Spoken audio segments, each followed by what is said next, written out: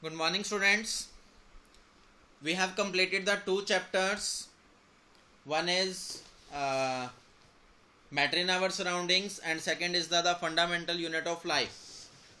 After these two chapters, we come to the next chapter, that is the chapter number 8, motion. It is a very important topic and very interesting and very easy chapter. So, we are starting about the motion. So, what is motion? An object is said to be in motion when its position changes with time with respect to its surroundings. Its surrounding means, suppose I am standing in front of you. If I move my hand, then I am having motion. My body, my hand is having motion with respect to you. But you all know that earth is continuously moving. Okay, or if the van, in a van, two students are present, van is moving, but when we are having respect of one student with another student present in the van, then they both are not moving. But van is moving with respect to the road, with respect to trees. So this is the respect. This is very important. An object is said to be in motion when its position changes with time with respect to its surroundings. Then it is known as motion. Example, moving of a car, movement of earth. More examples, running of a cat. All are examples of motion. There are four types of motion. One is linear motion. When we move along a straight line, then it is known as the linear motion. But when we move along a circular path, then it is known as the circular path. When we move along a circle means the initial position and final position becomes the same after a regular interval of time, after a time. Suppose you are using a compass. Using this, you mark when you marking a circle, then from where you are starting, the end point comes to that point. Okay, so this is known as the circular motion. Other is the rotational motion, the motion along its axis. For example, earth moves along its axis is known as rotational motion. And last is the periodic motion, that is the motion of a swing, known as the to and fro motion. Okay, so these are the four types of motion. Next we come about the rest. What is rest? Rest is defined as by an object when its position does not changes with time with respect to surroundings is known as rest. I have given the example. Two students are present in van. Van is moving, but if both students don't do any activity, don't move their hand or leg, then they both are present at rest with respect to each other, but they are in motion with respect to surrounding road, trees, etc. Okay, so rest is the subject, rest is the state where the position does not change with respect to time. Okay, so it is known as the rest. Next is the very important, two terms are there. One is known as the scalar quantities and other known as vector quantities.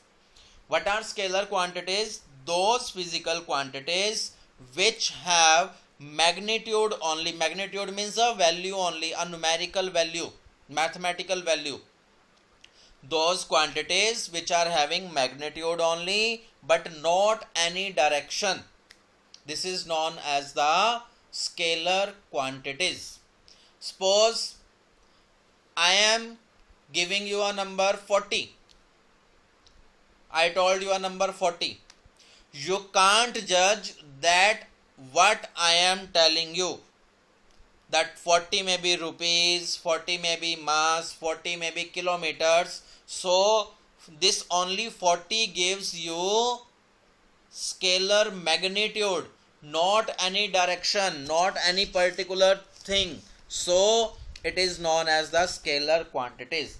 Okay, if only magnitude is there, then it is known as the scalar quantities. Suppose a man is asking 60 kg weight. Okay, 60 kg mass. Mass is the scalar quantity, but this mass has not any direction, whether in east, west. This 60 kg in east, west, north, south, no direction will be shown, hence scalar quantities are there. Similarly, volume also don't give the direction. Area, so they are the terms which don't give the direction. Distance is also a scalar quantity. In my next slide we can discuss about the distance. Suppose I am asking you, I covered 100-meter distance, but no direction is there. No direction is there means I suppose I say I move 100 meter from my home to school.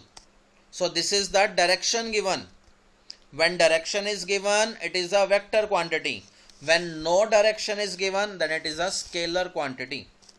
So next heading, vector quantities. These are the quantities which have magnitude as well as direction.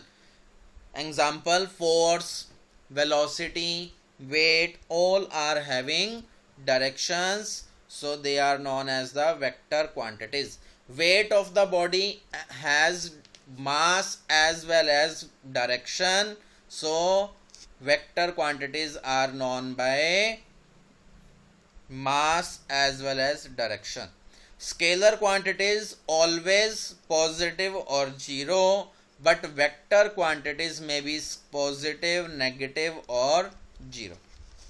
Okay, so this is the difference between scalar and vector quantities. Next very important topic is what is distance. Distance is the total length of the path followed by a body during its motion. When a person moves from one position named as initial position, goes to the B position named as, or goes to the C position named as final position. So the total distance is the total measurements of these positions. Suppose a body moves from A to B. First a body go from A position to B position by traveling 3 meter distance, and then he moves from B to C, and then moves from B to C, that is the 4 meter distance. So what is the total distance covered? The total distance covered is 3 meter plus 4 meter, that is equal to 7 meter. It is always positive and distance is a scalar quantity because it does not give any direction.